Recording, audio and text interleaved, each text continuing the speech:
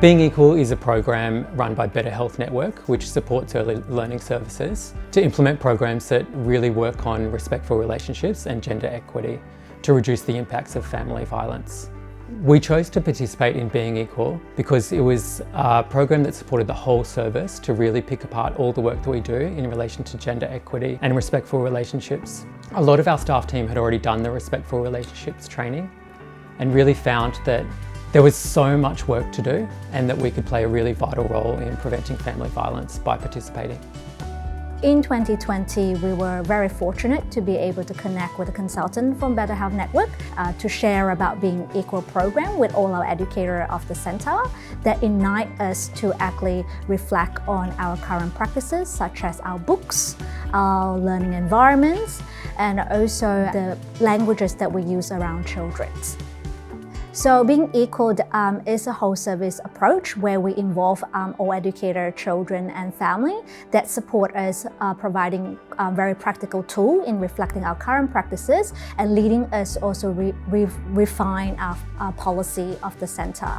So we involve family in that processes in terms of developing a family violence policy. Key things that we looked at in the beginning were our use of language. We did a language audit and the way that we use gendered terms in our kindergarten.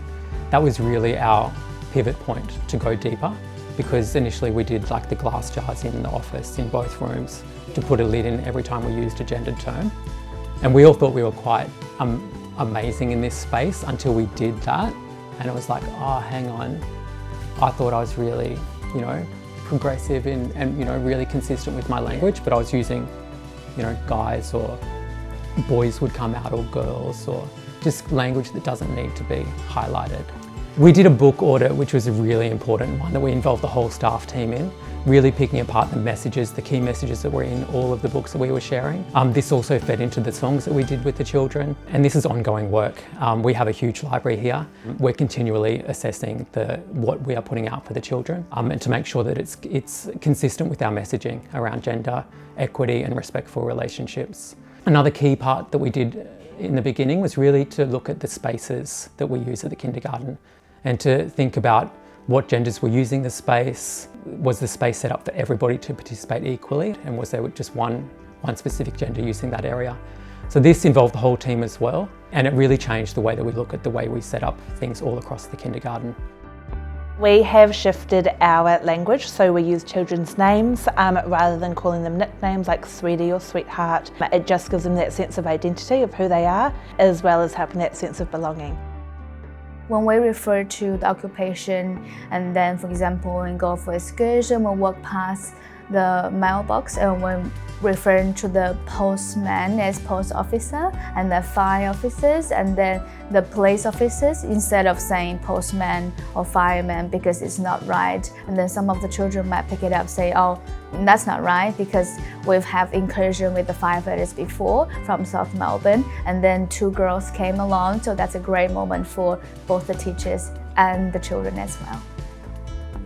A huge thing that's changed within the kindergarten is our ability to recognise when we are using gendered terms, and also children's language has changed. Just 2 days ago, I walked through the yard and one of the 5-year-old boys called out, "Josh is wearing pink."